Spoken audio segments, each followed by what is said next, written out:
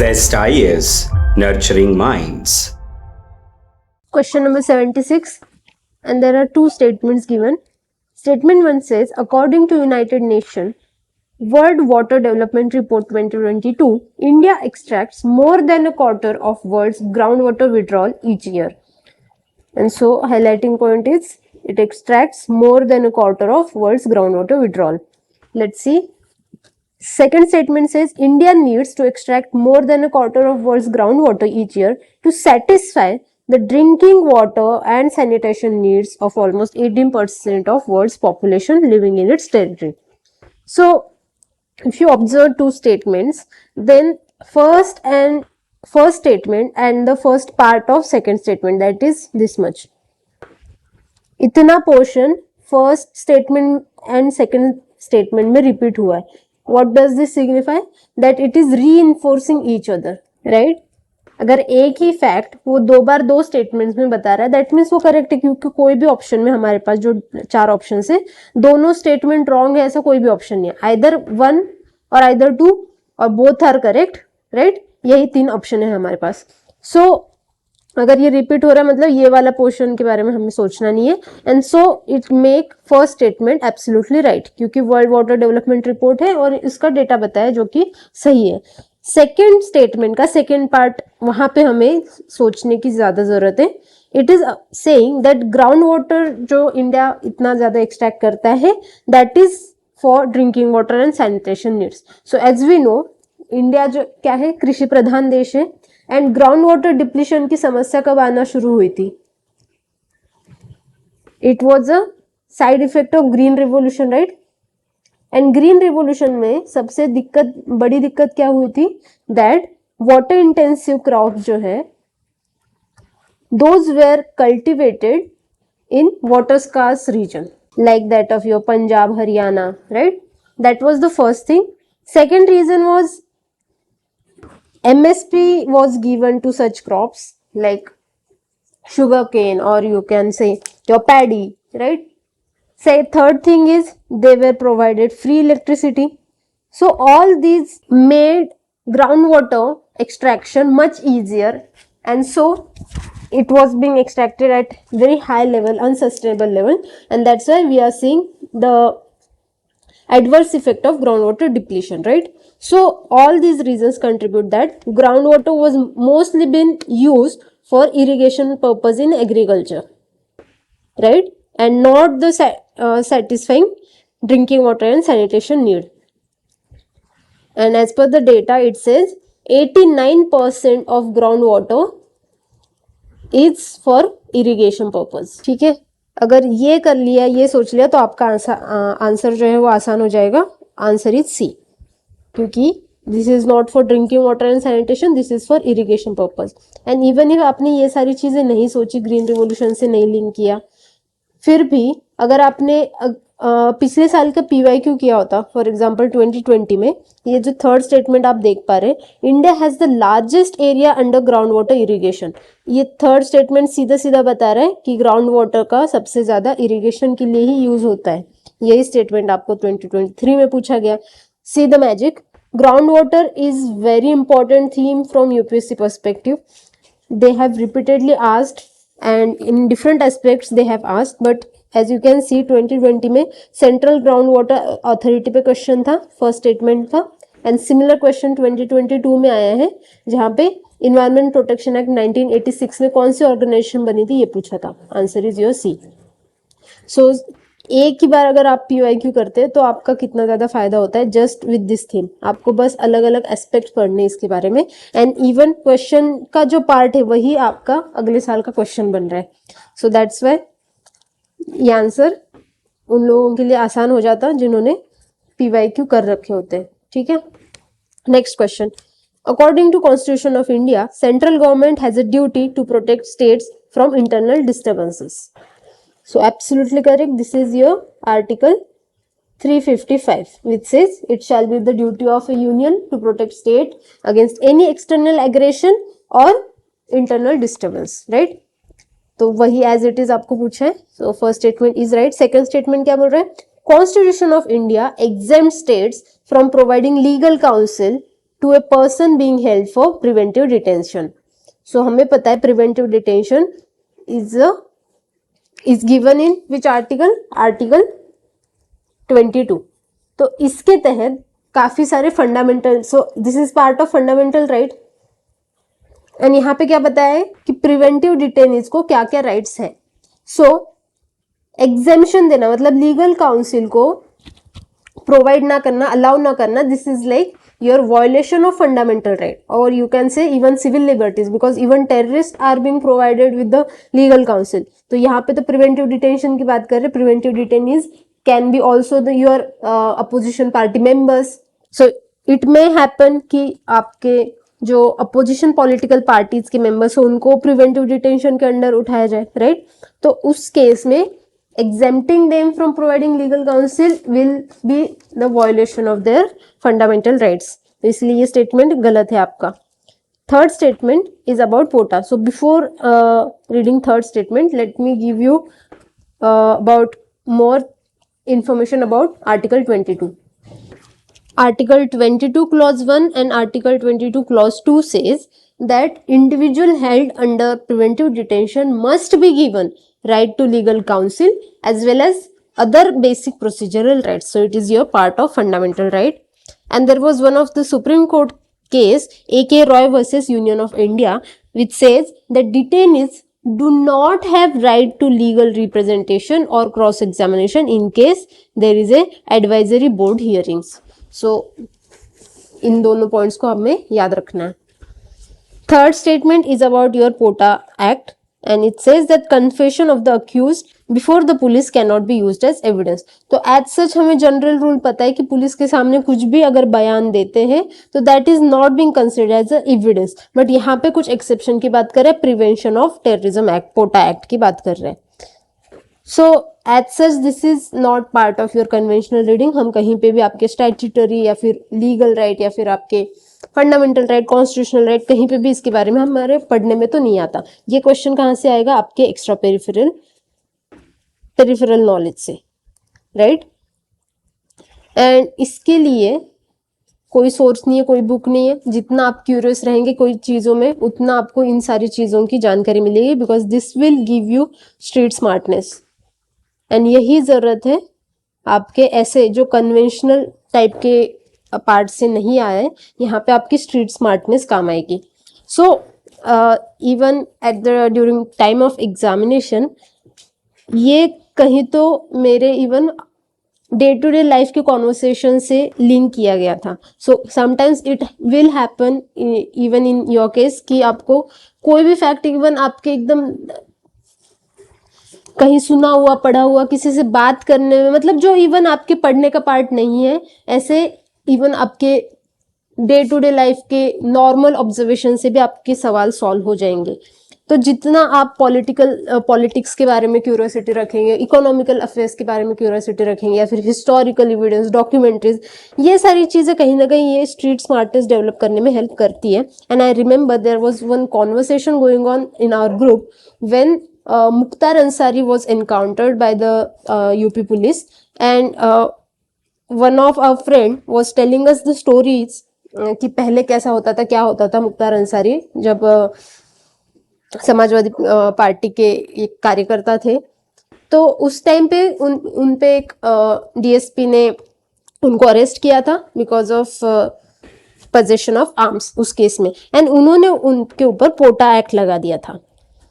उस टाइम पे जब अरेस्ट तो बहुत बार हुए, बट क्या होता था कि ये लोग मैनेज कर लेते थे कोई भी एक्ट. बट जब पोटा लगाया था उस टाइम पे वहाँ के जो DSP थे उनको ऐसा कहा जाता है, it is been alleged that इन पे काफी पॉलिटिकल प्रेशर था कि आप पोटा हटा दीजिए, क्योंकि बाकी सारे एक्ट्स तो मैनेज हो जाएंगे इन द कोर्ट, बट ये जो पोटा है जहाँ पे confession in the police station will be considered as evidence. तो यहाँ पे ये जो DSP थे इन्होंने मना कर दिया कि हम पोटा नहीं हटाएंगे, एंड दे हैड टू पे the cost for his bravery. और उन पे बाद में काफ़ी एलिगेशंस लगाए गए एंड उनकी जॉब भी छूट गई. बाद में योगी गवर्नमेंट ने इनको फिर से इनके ऊपर जो भी केसेस थे उनको वापस ले लिया. बट लॉन्ग स्टोरी शॉर्ट कि पोटा जो है यहाँ पे आपके कन्फेशंस जो है पुलिस के सामने, उनको माना जाता है सही। So that's why your answer is only 2। कहने का पॉइंट यही था कि बी क्यूरियस, एंड ये जो आपका क्यूरियोसिटी है वही आपको एक्स्ट्रा एज देगा इस एग्जामिनेशन में। If you are just being a bookworm, it won't help effectively. Okay, so कुछ anti terrorism laws in India वो देख लेते हैं, क्योंकि 3 ही लॉज है जो इंपॉर्टेंट है। फर्स्ट है आपका यूएपीए, जो कब आया था 1967 में, एंड इसका मेन ऑब्जेक्टिव क्या था, इंडिया की जो टेरिटोरियल इंटीग्रिटी है इसको इंश्योर करना, and that's why this act was specially made for secessionist associations. And इसीलिए आप देखते हैं कि अभी के टाइम पे जो अमेंडमेंट किया गया है वहां पे along with association even individuals will be designated as terrorists। ये amendment एक one of the provision in the amendment is there। then there was another act, Tada. आपने कई बड़े बड़े नाम सुने होंगे टाडा में, जिनका नाम आया है। 1987 में ये एक्ट पास हुआ था, and it was specially design for terrorist activities, but it was being observed that there were many instances of misuse of this act, and that's why it was repealed in 1995। And then we had 2001 parliamentary attack, and on that call we introduced one ordinance in 2001। 2001 का जो हमारा parliamentary attack है उसके response पे हमने ये ordinance लाया था, और इसको फिर एक्ट बनाया गया 2002 में। इसी केस में, इसी एक्ट में फिर हमारे पार्लियामेंट्री अटैक के जो अक्यूज्ड है उनको भी कन्विक्ट किया गया, अफजल गुरु और उनके जो बाकी साथी है उनको। सो वो स्टोरी भी अगर किसी को पता है तो भी हो जाएगा काम, क्योंकि वो भी काफी इंटरेस्टिंग स्टोरी है, कैसे पुलिस ने पकड़ा, कैसे इंक्वायरी हुई, एंड हाउ दे कॉट। तो ये सारी चीजें आपको कहीं पे भी बुक्स में नहीं मिलेगी, वो आपको जब खुद जाओगे, ढूंढोगे, खोजोगे, वहां मिलेंगी। So this was also a special law जहाँ पे टेररिस्ट एक्ट एंड टेररिस्ट ये सारी चीजें क्लियरली डिफाइन की गई है। Point to be noted that it is a departure from our general rule of evidence under section 32, जो क्या बोलता है, confessions made to a high ranking police officer can be used as evidence against the maker. जहाँ पे generally rule क्या होता है कि कन्फेशंस अगर पुलिस ऑफिसर के सामने करो या फिर पुलिस कस्टडी में करो तो those will not be used as an evidence, right. But यहाँ पे ऐसा नहीं होता, बट अनफॉर्चुनेटली अगेन इसका भी मिसयूज होने लग गया, and so this act was repealed in 2004। Next question, which of the following countries has been suffering from decades of civil strife and food shortages and was in the news in recent past for its very severe famine? So एक तो काफी सालों से यहाँ पे civil strife हो रहा है, फूड शॉर्टेज हो रहा है, तो ऐसा नहीं यूपीएससी ने एब्रप्टली कुछ पूछा है, ये इन चीजों के लिए ऑलरेडी न्यूज में चल रहा था। एंड अभी अभी 2020, 21, 22 इन सालों में there was a very severe famine. तो जनरल भी अवेयरनेस अगर थोड़ी बहुत होती है तो इस क्वेश्चन का आसानी से आंसर मिल सकता है। फिर भी हम देखते हैं ऑप्शंस क्या है, Angola, Costa Rica, Ecuador and Somalia. So ये हमें पता है नॉर्थ अमेरिका में, ये साउथ अमेरिका में, तो एज सच यहाँ पे ऐसी कोई केस नहीं हुई है, ठीक है। मेनली कहाँ है, अफ्रीकन कॉन्टिनेंट की ही ये कंट्रीज है। एंड वी नो यूपीएससी बहुत बार ये ट्रेंड भी फॉलो करता है कि कुछ साल वो पर्टिकुलर रीजन पे फोकस करता है, कभी वो सेंट्रल एशिया पे फोकस करेगा, कभी मिडिल ईस्ट पे फोकस करेगा, कभी आपके गल्फ रीजन पे फोकस करेगा, पर्शियन गल्फ रीजन पे। एंड सो यहाँ पे कुछ सालों से 2022 से स्पेशली अफ्रीका पे काफी ज्यादा फोकस आया, उसके पॉलिटिकल न्यूज, उसके सिविल अफेयर्स, इन सभी चीजों पे क्वेश्चन रहता है। तो mostly Africa is very prominent, and इस पेपर में भी it was not only for 2022, 2023 but it is also expected that 2024 में भी अफ्रीका से ये हो। इसके अलावा what are the other important reasons, जैसे आपका इजराइल पैलेस्टीन, उसके अलावा आपका यूक्रेन रशिया, यहाँ से भी 2023 में भी क्वेश्चन आए, एंड दिस ईयर ऑल्सो यहाँ से एक्सपेक्टेड क्वेश्चंस है, ठीक है। So we know among Angola and Somalia which is in prominently in news, that is Somalia. So newspaper अगर थोड़े बहुत कभी इवन पन्ने पलटे हो तो ये न्यूज़ हमेशा हमें दिखती है, जैसे ये आप न्यूज़ देख रहे हैं, Somalias are dying of hunger but why no famine declaration, then how severe Somalia's food crisis is, then ये देखो 2023 की न्यूज़ है ये, 43,000 estimated dead because of drought. तो ये सारी चीज़ें हैं। These are again your news from your Indian Express and the Hindu. And ये जो सोमालिया का फूड क्राइसिस है उसके कई सारे रीजन हैं। एक तो है ड्रॉट, श्योरली सीवियर ड्रॉट। उसके बाद ये फूड क्राइसिस काफ़ी सालों से, in fact it is going on from last 3 decades, ये जो चल रहा है। बट ये एग्रीवेट कब हुआ? क्योंकि यूक्रेन रशिया का वॉर चल रहा है। This is the most triggering factor कि ये जो फूड क्राइसिस है that become severe because these 2 reasons are responsible for 90% grain supply to Somalia, specially Ukraine. तो because of war this supply got disrupted and this led to severe crisis, food crisis.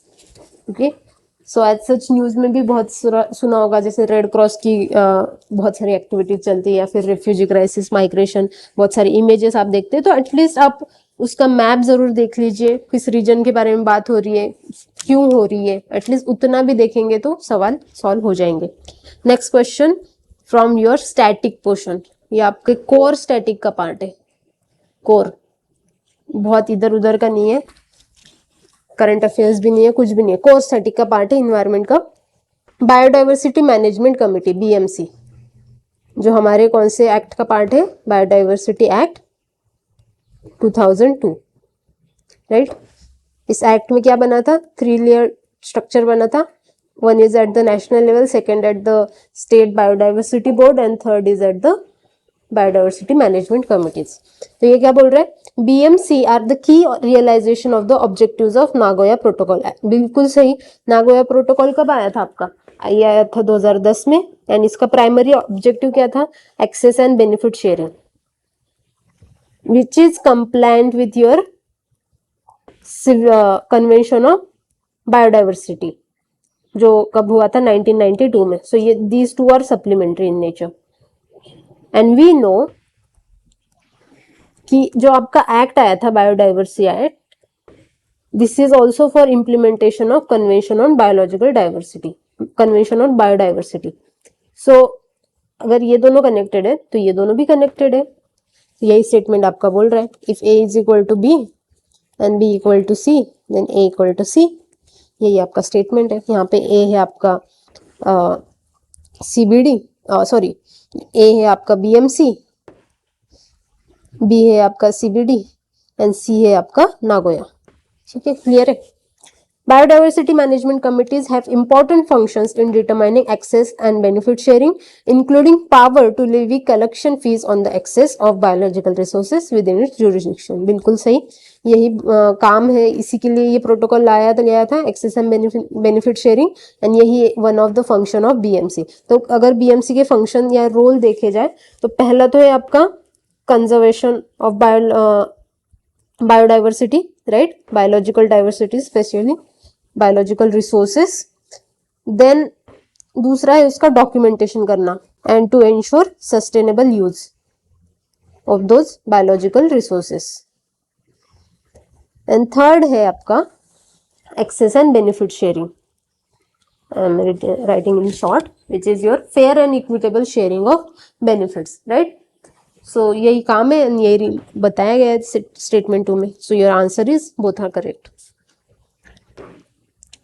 Next, election of president, again repeated theme from UPSC perspective. पहले भी इसी theme पे, यही core theme का भी जो सब टॉपिक है कि वोट की वैल्यू ऑफ वोट, इसी पे है।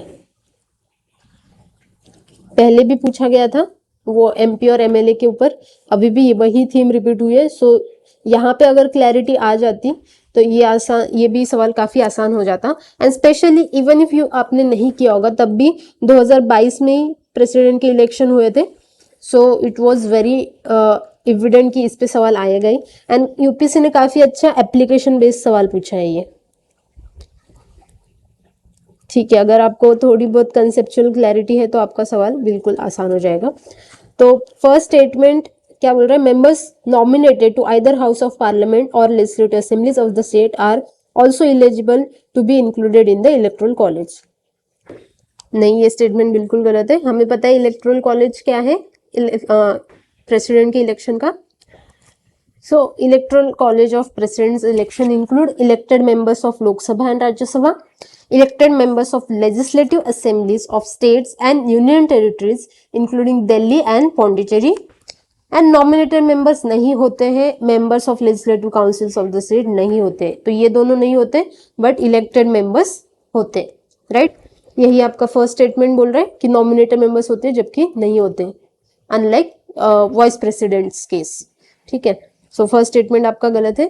सेकंड क्या बोल रहा है, higher the number of elective assemblies of assembly seats higher is the value of vote of each MLA of that state. जितने ज्यादा नंबर ऑफ सीट्स है असेंबली में उतने ज्यादा उस स्टेट के एमएलए का वैल्यू है, ठीक है।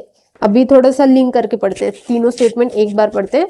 थर्ड स्टेटमेंट क्या बोल रहे हैं, value of vote of each MLA of MP is greater than that of Kerala. तो हमें ये चेक करना है क्या ये सेकंड स्टेटमेंट से सिंक कर रहा है। यहाँ पे बोल रहा है जिस भी स्टेट में असेंबली सीट ज्यादा होंगी उस स्टेट के एमएलए का वोट ज्यादा होगा। यहाँ पे एमपी और केरला में भी अगर कंपेयर किया जाए तो जनरल ऑब्जर्वेशन कहता है, एज सच हमें एग्जैक्ट डेटा नहीं पता, बट जनरली हमें पता है कि हाँ मध्य प्रदेश के असेंबली सीट ज्यादा होंगे एज कम्पेयर टू केरला, सो उसके एमएलए का वोट ज्यादा होगा एज कम्पेयर टू केरला के एमएलए का, ठीक है। तो ये दोनों स्टेटमेंट सिंक में है। Let's read fourth statement, value of vote of each MLA of Pondicherry is higher than that of Arunachal Pradesh because, अभी ठीक है यहाँ पे ये बताया, जैसे यहाँ पे फैक्ट बताया, बट ये दोनों सिंक करे। अभी यहाँ पे इस फैक्ट के साथ साथ रीजन भी दिया है। क्या रीजन दिया है, because the ratio of total population to total number of elective seats in Pondicherry is greater as compare to Arunachal Pradesh. तो यहाँ पे इन दोनों पे रीजन क्या बता रहा है कि number of elective assembly seats अगर हायर है तो वोट ज्यादा, ठीक है। यहाँ पे रीजन क्या बता रहा है, रेशो। कौन सा ratio, total population to total number of elective seats. सिर्फ नंबर ऑफ इलेक्टिव सीट्स नहीं, बट ये रेशो, मतलब ये रेशो हायर होने के लिए ये वैल्यू आपकी कम होनी चाहिए। मतलब इसका क्या है, 2 and 3 are contradictory with 4, so our answer is either 2 and 3 और 4, क्योंकि यहाँ पे एग्जैक्टली उल्टी बात कर रहे हैं। नंबर ऑफ इलेक्टिव सीट्स अगर ज्यादा रहेंगे तो value of vote of MLA ज्यादा रहेगी, ये दो सेकेंड एंड थर्ड बता रहा है। बट फोर्थ क्या बता रहा है, ये जो रेशो है अगर ये ज्यादा है तो उस एमएलए की वैल्यू ज्यादा है, तो ये रेशो ज्यादा होने के लिए total number of elective seats कम होनी चाहिए। तो ऐसी so it depends on ratio not the absolute value, ठीक है, ये सही बात है। And we know from our static knowledge, so there is one video made by Election Commission of India, क्योंकि वहां पे प्रेसिडेंट के इलेक्शन चल रहे थे 2022 में, तो इनका 1 मिनट का वीडियो है एंड उसी के एक क्लिप दिखा रही हूँ मैं। Value of vote of one MLA की जो वोट ऑफ वैल्यू है, वैल्यू ऑफ वोट है, वो क्या फॉर्मूला है, population of the state to the total number of elective seats in the assembly. तो यही बात हमारा स्टेटमेंट नंबर 4 बता रहा है, राइट। एंड यहाँ पे अरुणाचल प्रदेश का एग्जाम्पल भी दिया है। So total value of vote for the state क्या होगा, जो number of elective seats in the assembly into जो एक एमएलए की वोट की वैल्यू होगी उसका multiplication is value for the value of that state. So यहां से हम क्या कंक्लूड कर रहे हैं कि हर एक स्टेट की वैल्यू भी वैल्यू होंगी, राइट। फिर देखते हैं value of vote of each MP की वैल्यू कैसे निकालते हैं, what is the formula, total value of votes for the state और यूटी, मतलब सारे स्टेट मिला के 28 स्टेट्स एंड 8 यूनियन टेरिटरीज, इन सब की एडिशन करने के बाद नीचे क्या होगा, total members of parliament, Lok Sabha plus Rajya Sabha 776, तो राउंड फिगर कितना आएगा 700, that is the value of vote of each MP. So सारे एमपी की value vote of value equal है, बट सारे एमएलएस की वोट ऑफ वैल्यू इक्वल नहीं है, it very state to state. And यहाँ पे 700 है 2022 के इलेक्शन के लिए, बट उसके पहले 708 थी। So can you guess why there is a difference, क्यों इस या अभी के इलेक्शन में एमपी के वोट की वैल्यू कम हो गई है? Is there any reason? Yes there is reason, क्योंकि पहले Jammu and Kashmir as a union territory, इसकी भी लेजिस्लेटिव असेंबली थी, एंड सो इनके भी सारे एमपी जो थे उनकी एडिशन होती थी, but because of absence of Jammu Kashmir legislative assemblies इनका वोट कम हो गया, एंड दैट्स वाई एमपीज के जो वोट की वैल्यू है वो पहले से कम हो गई। पहले थी 708 एंड अभी 700। So as such value matter नहीं करती, बट आपको ये समझना है कि सारे एमपीज की वैल्यू, हर एक एमपी की वैल्यू इक्वल रहेगी, बट सारे MLAs will not be equal, it will vary state to state. And किसकी कम और किसकी ज्यादा होगी, this is depending on this ratio. ऐसे रेफरेंस के लिए बता देती हूँ कि यूपी के एमएलए की सबसे ज्यादा वैल्यू रहेगी वोट की, दैट इज 208। उसके नीचे आएंगे आपके झारखंड, उसके बाद तमिलनाडु, महाराष्ट्र के आएंगे 175, बट सिक्किम सबसे नीचे है यहाँ पे, इनके एमएलए की वैल्यू है 7। So this is huge difference. With reference to Indian history 2-4 नाम दिए गए, वेर एसोसिएटेड विथ, ठीक है। हमें ऑप्शंस पे ज्यादा फोकस करना है। अगर किसी को इनमें से कोई भी नाम पता है तो वेल एंड गुड, बट मुझे एज सच किसी का भी नाम एग्जैक्टली याद नहीं आ रहा था कि कभी पढ़ा हो, but I commonly read the options. First क्या बोल रहा है, आर्कियोलॉजिकल एग्जीक्यूशन। सेकेंड बोल रहा है establishment of English press in colonial India. Third बोल रहा है establishment of churches in princely states, and fourth construction of railways in colonial India. So हमें पता है ये दोनों ऑप्शन में स्पेशली किसकी बात कर रहे हैं, जिन्होंने एस्टेब्लिशमेंट की या फिर कंस्ट्रक्शन। सो रेलवे के कंस्ट्रक्शन मतलब एक्चुअली वर्कर्स की बात कर रही है। एंड इन द हिस्ट्री कभी भी कोई भी मॉन्यूमेंट, कुछ भी बड़ी चीज बनी है तो किसी ने भी वर्कर्स को एज सच एक्नॉलेज नहीं किया, उनके कंट्रीब्यूशन को कहीं पे भी एज सच एक्नॉलेजमेंट नहीं मिला है। सो भूल ही जाओ कि कोई वर्कर्स के बारे में यहाँ पे बात हो रही होगी, क्योंकि या तो आपके गवर्नर जनरल के नाम होंगे, जो इनमें से एक भी बड़े कोई गवर्नर जनरल है नहीं। एंड स्पेशली रेलवे के कंस्ट्रक्शन में किसका नाम आता है, डलहौजी का, राइट ना। 1853 में फर्स्ट ट्रेन बनाई थी उन्होंने थाने से बॉम्बे। सो इनका नाम पता है, अगर ये इनका नाम कहीं पे भी नहीं है मतलब ये वर्कर्स की बात कर रहे हैं। एज सच वर्कर्स को कोई कंट्रीब्यूशन एक्नॉलेज उनका नहीं किया गया है in throughout history, not only in British history, but even we know Taj Mahal में भी किसके हाथ कटे थे हमें नहीं पता, ठीक है। फिर सी ऑप्शन देखते, establishment of churches in princely states. So as such we know churches के एस्टेब्लिशमेंट किसके पीरियड से शुरू हो गई थी, जहांगीर के पीरियड से, क्योंकि इन्होंने अलाउ कर दिया था। पोर्तुगीज उस टाइम पे आए थे, and Portuguese were also one of the European power जिनको रिलीजियस उनके ऑब्जेक्टिव्स थे। सो जहांगीर के टाइम पे आपका दिख जाता है, जैसे आगरा में या फिर लाहौर में, there were starting with establishment of churches. तो इसीलिए वहां पे भी कोई भी नाम इतना इंपॉर्टेंट नहीं है। जहांगीर और उसके बाद अकबर, शाहजहां, इनके कोर्ट्स को किसने विजिट की थी, वो भी ब्रिटिश के कौन से ऑफिसर्स थे, वो एक दो नाम आ जाते हैं स्पेक्ट्रम में, बट उनके अलावा इनमें से कोई भी नाम उतना फेमिलियर है नहीं। तो ये भी ऑप्शन गया आपका। बी ऑप्शन देखते हैं, establishment of English press in colonial India. So हमें पता है कि father of English press in India कौन है इसके, that is James Augustus Hicky. इन्होंने पहला प्रेस एस्टेब्लिश किया था 1780 में। क्या नाम था इसका, बंगाल गैजेट। उसी का नाम बाद में कलकत्ता जनरल एडवर्टाइजर भी हो गया, या फिर हिकी गैजेट भी बोला जाता था, बट इनका कहीं पे भी इनमें से नाम नहीं है, तो इसीलिए बी भी कट गया, मेरा बचता है ए। एंड यूपीएससी ने पहले भी आर्कियोलॉजिकल एग्जीक्यूशन पे पूछा है, यूपीएससी का फोकस रहा है। सो with all these things I will go with the option number A. And अभी ये तो हो गया आपको जब नहीं पता, अगर पता है तो आपके 11th एनसीईआरटी में ये सारे नाम एज इट इज दिए गए हैं। तो ऐसा नहीं यूपीएससी ने कहीं पे भी बाहर से क्वेश्चन पूछा है, ये एनसीईआरटी में दी हुई चीज है जो पूछी गई है, ठीक है। बट अगर नहीं पढ़ी है तो भी इतना लॉजिक लगाएंगे तो भी आपका क्वेश्चन का आंसर आ जाएगा। This is what our D-day thinking.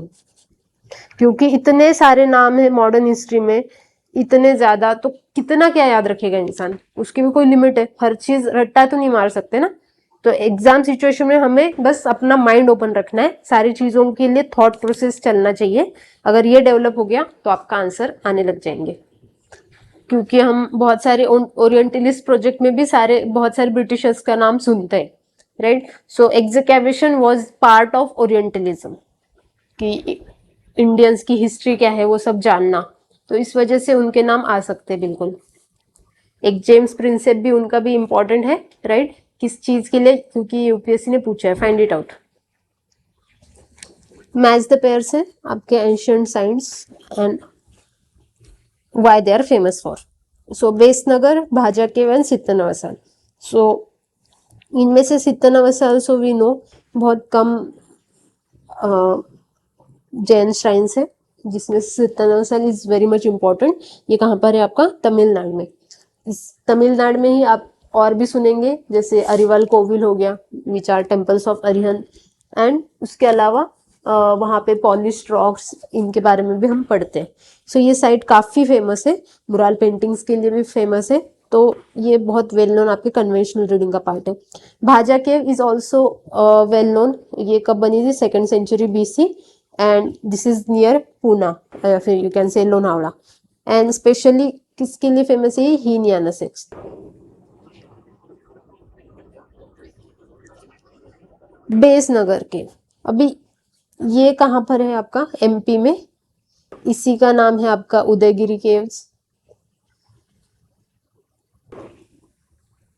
Which is near Vidisha. So यहाँ पे एज सच तो आपका जैसे हेलियोडोरस पिलर है, या फिर आपका एंशियंट गरुड़ा पिलर है, या फिर जो वराहा इमेजेस बोलते हैं हम, all are dedicated to Lord Vishnu. So conventionally it is assumed that this is Vaishnavite side, not Shaivite side. And even in exam situation I was not very sure with, about this, but UPSC ऐसा करता है, Vaishnavite and Shaivite ये कभी कभी interlinkage करता है, ये कभी कभी एक्सचेंज या फिर हम स्वैप बोलते हैं ना, ये करता है इन दोनों में इंटरचेंजिंग। सो ये होता रहता है। सो आई थॉट कि ये शायद वैष्णवाइट साइट है, उन्होंने शेवाइट दिया है। एंड बहुत से फेमस जो हम मुराल पेंटिंग्स भी देखते हैं बेसनगर की, so those are for lord Vishnu. So उन सभी से this becomes wrong option and we have answer only 2। But बाद में पढ़ा थोड़ा, सो वहां पे बोला जाता है कि बेसनगर में आपका शिवलिंग भी है, and this is also one of the very important feature, finest feature हम बोल सकते हैं। बीना केव जो है वहां पे ये बना हुआ है। सो अगर यूपीएससी इसको अज्यूम करता है तो ये सही भी हो सकता है, तो this is open to interpretation कि किसको माना जाए, या तो इसका ऑल 3 हो सकता है या फिर ओनली 2 हो सकता है। But for now we can say it is only 2, क्योंकि हम इंपॉर्टेंट चीजें देखते हैं ना, जो हम कन्वेंशनल रीडिंग में हमने जो पढ़ा है, वराहा इमेज, वहां पे इमेज जो है एनसीईआरटी में सीधे सीधे दिया है इसकी। So that is for Lord Vishnu. So according to that it should be only 2. But देखते हैं. Next again very important and very repeated theme. मैंने जो फर्स्ट वीडियो था उसमें भी दिखाया था क्वेश्चन कि स्वदेशी मूवमेंट पे कितनी बार क्वेश्चन पूछा गया है। फर्स्ट स्टेटमेंट से 7th August is declared as National Handloom Day, and we know कि 7th August is the day when स्वदेशी movement was also declared in 1905। तो यही बात यहाँ पे दी है, assertion reason। So answer is A। बहुत ज्यादा सोचना नहीं है। देखो स्वदेशी movement, this was the first this was our first call for indigenous production। स्वदेशी, हमारी चीजें कुछ चाहिए, तो यहाँ पे सिर्फ जो goods, foreign goods, foreign liquor, इन्हीं पे बैन था, right. And so at that time हमने देखा है कि स्वदेशी मूवमेंट के टाइम पे हमारी जो इंडिजिनस प्रोडक्शन है वो भी बढ़ा था, या फिर जो एजुकेशन इंस्टीट्यूशन है, नेशनल एजुकेशन इंस्टीट्यूट या फिर बंगाल टेक्निकल कॉलेज, इन पे भी फोकस किया था. सो along with goods, along with education, along with new industries, steam engines बनाने की नई इंडस्ट्रीज शुरू हो गई थी. सो इन सारे रीजंस की वजह से दिस मेक्स सेंस कि नेशनल हैंडलूम डे इस दिन पे बनाया हुआ, because this is also something related to swadeshi. And also this was being designated in 2015.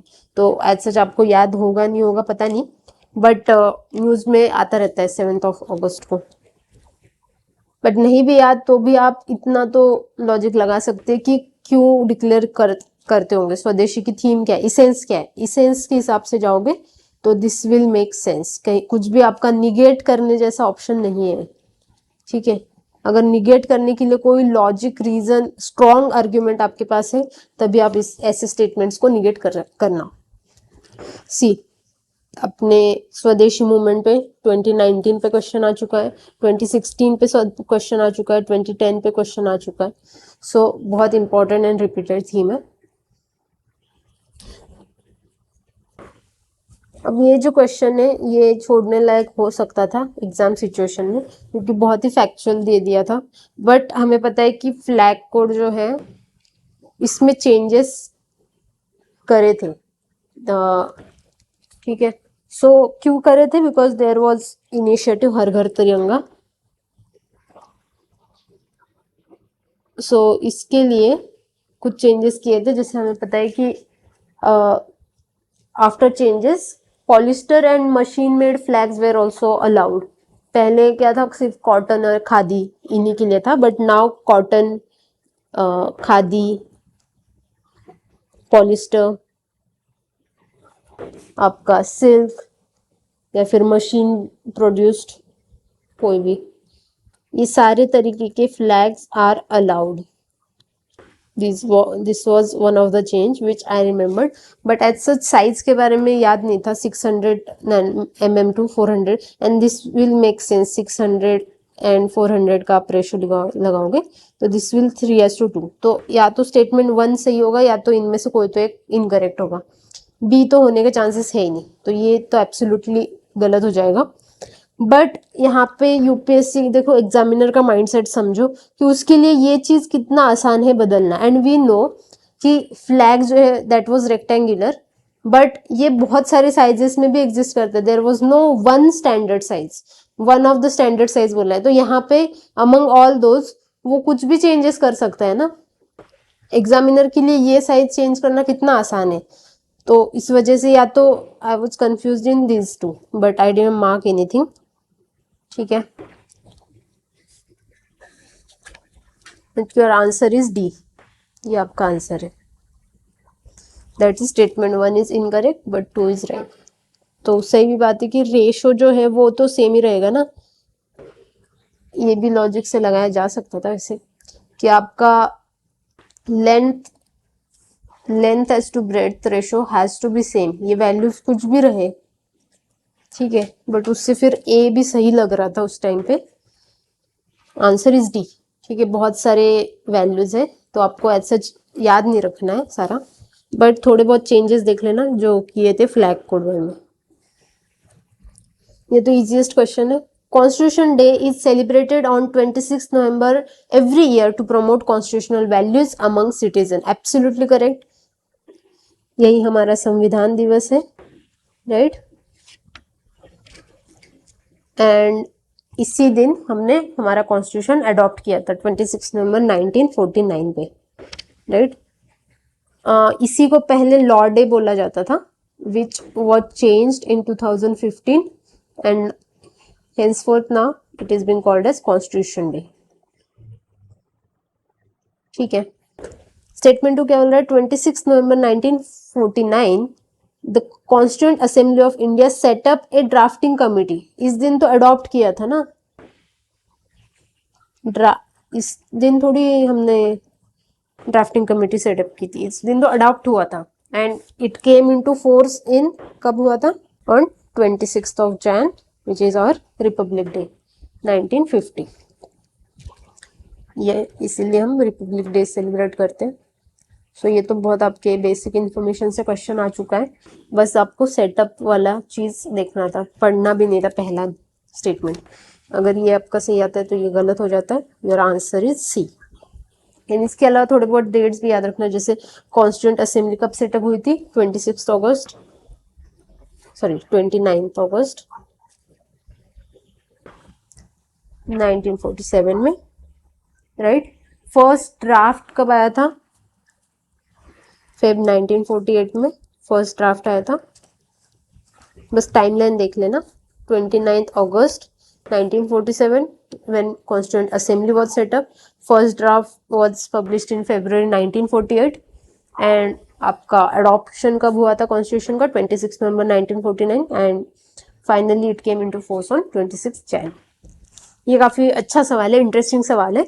Switzerland is one of the leading exporters of gold in terms of value. Mark this, value बोल रहा है या value बोल रहा है या volume बोल रहा है, ठीक है। इन दोनों चीजों को हमें अलग से मार्क करना है। एंड स्विट्जरलैंड की बात कर रहे हैं। Switzerland has the second largest gold reserves in the world. अभी सेकंड लार्जेस्ट गोल्ड रिजर्व, यहाँ पे किसकी बात कर रहे हैं, वॉल्यूम की या फिर क्वांटिटी की, एंड वैल्यू मतलब क्वालिटी की। सो ये दोनों सिंक में आ रहे हैं, नो नॉट इन सिंक। तो या तो आपका फर्स्ट सही है या तो सेकंड सही है, तो आपका आंसर आ गया सी या डी में से, दोनों में से, ठीक है। अभी देखते हैं लॉजिक लगा के कि स्विट्जरलैंड जो है आपका गोल्ड के टर्म्स में, वैल्यू के टर्म्स में ज्यादा बोल रहा है, बट लार्जेस्ट गोल्ड रिजर्व। तो दुनिया में सेकंड लार्जेस्ट गोल्ड रिजर्व होने के लिए उसका एरिया भी सबसे ज्यादा होना चाहिए ना, area should be maximum generally, exceptions will be there, but common assumption के जा सकते कि अगर गोल्ड रिजर्व, क्योंकि दिस इज प्लेसर डिपॉजिट, तो ऐसा नहीं है कि बहुत प्रमाण में एक ही जगह मिलता है, ये काफी जगह डिस्ट्रीब्यूटेड होता है। तो इसकी वजह से अगर ये लार्जेस्ट क्वांटिटी के टर्म्स में बात कर रहा है तो area have to be more. तो स्विट्जरलैंड का तो एरिया एज सच लेस है।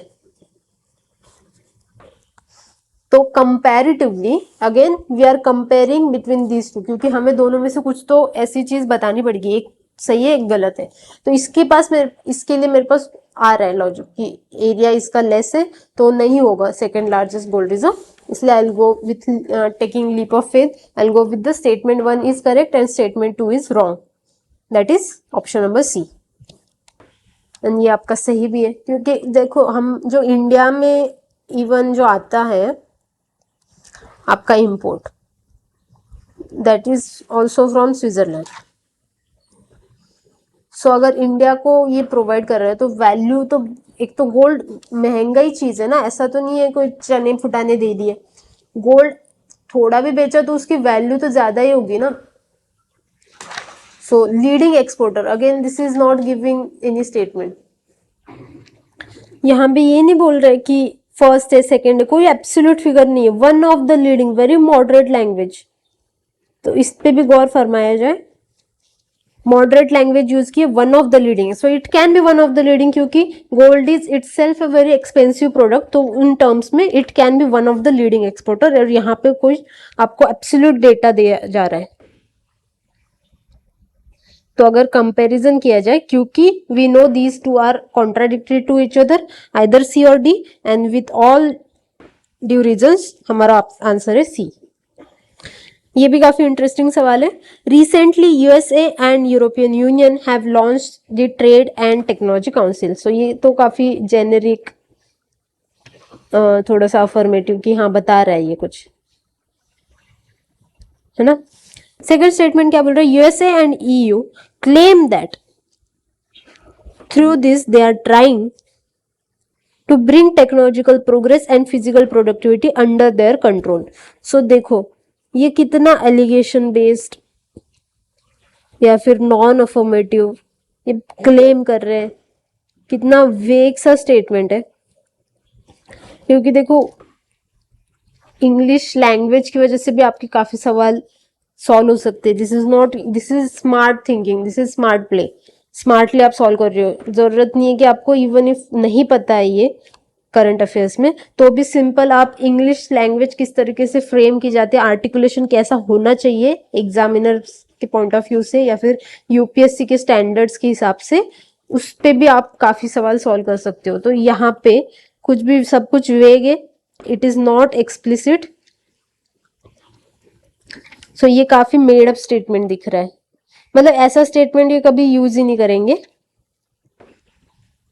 आपने कभी भी अगर देखा होगा अभी तक के सारे assertion reason, it is something explicitly, it is not vague, सुस्पष्ट तरीके से सब कुछ बताया जाता है। It is not something they are trying, they are claiming, ऐसे स्टेटमेंट नहीं यूज करते। So here answer is your statement 1 is correct, 2 is incorrect. So कहीं पे भी आपको अगर वेग स्टेटमेंट लग रहे, अनप्रूवेबल, अगेन क्योंकि यूपीएससी इन बातों को प्रूव करने के लिए कोर्ट में नहीं जाएगा ना, अगर किसी ने एलिगेशंस लगाया नहीं ऐसा तो कोई क्लेम था नहीं, क्योंकि otherwise why do how they can control physical productivity is something which is very absurd. अगर इस तरीके से किसी ने चैलेंज कर दिया इस आंसर की को, they can't prove it in the court of law, right. इसमें कोई आपकी एक्सप्लिसिट बात नहीं हो रही है, कोई क्लैरिटी नहीं है, तो ऐसे स्टेटमेंट वो नहीं देंगे कभी भी। अगर कोई दे रहा है मतलब आपको बता रहा है कि ये गलत स्टेटमेंट है, जल्दी से 5 सेकंड में आंसर मार्क करो एंड आगे बढ़ो। Next question, India accounts for 3.2% of global exports for goods. यहाँ पे यूपीएससी ने इतना प्यारा प्यारा बना देती है ना कभी कभी, मतलब वो चाहती है कि भैया आप थोड़ा सा भी दिमाग लगा दो एंड सब चीजें रटते मत बैठ जाओ। हमें पता है एक्सपोर्ट्स के मामले में हमारे यहाँ से स्पेशलिटी क्या है, हमारी सर्विसेज की। हमारा मर्चेंडाइज प्रोडक्शन वैसे ही कम है, मैन्युफैक्चरिंग ऐसे ही डूबा हुआ है। हमारे पास इतने सारे रिपोर्ट्स हैं जिसमें हम मैन्युफैक्चरिंग क्यों इतना कम है, उसमें मेंस में इतने बड़े बड़े आंसर्स भी लिखते हैं। सो इतना 3.2% इज टू मच, तो ये तो एकदम गलत सा लग रहा है। और आप ना बहुत बार पढ़ के एक आपका सेंस बन जाता है कि भले एग्जैक्ट फिगर नहीं पता बट एटलीस्ट आपको एक अंदाजा जरूर आ जाता है कि इतना ज्यादा तो नहीं होगा या फिर इतना इतना ही होगा, है ना। Many local companies and some foreign companies operating in India have taken advantage of India's production linked incentive scheme। तो ये तो बिल्कुल सही बात है, क्योंकि हमारा ऑब्जेक्टिव पीएलआई स्कीम का क्या था, डोमेस्टिक मैन्युफैक्चरिंग को बढ़ावा देना, है ना। सो ये बात ये कर रहे कि जितना ग्लोबली कॉम्पिटिटिव बनाया जाए इंडियन इंडस्ट्रीज को उतना सही है। तो इसमें फॉरेन कंपनीज हो, लोकल कंपनीज हो, सबको फायदा मिलना चाहिए, राइट। सो ये तो इसके काफी एग्जांपल्स भी है फॉरेन कंपनीज के, तो इसको ऐसे अलग से एक्सेप्शन मान के इसको गलत मत करते बैठना। न्यूज में काफी फॉरेन कंपनीज है जिनको पीएलआई के अंडर आपने काफी बेनिफिट्स दिए गए थे, तो इसी वजह से statement 1 is incorrect, 2 is correct. And 3.5% export जो है वो आपका सर्विसेज का है, नॉट इन गुड्स। एंड आपका अगर इंपोर्ट देखा जाए तो दोनों भी ज्यादा है, इसमें इंपोर्ट भी एज सच ज्यादा ही है 3 क्योंकि सर्विसेज इतना बड़ा फैक्टर, बहुत सारी चीजें आ जाती है सर्विसेज में, हॉस्पिटैलिटी, आपका टूरिज्म आ जाता है, काफी सारी चीजें आती है। तो services is very big thing and import export of goods is something limited. काफी कम चीजें इम्पोर्ट एक्सपोर्ट के दायरे में अप्रूव भी होती है। तो all this reasons your answer is D.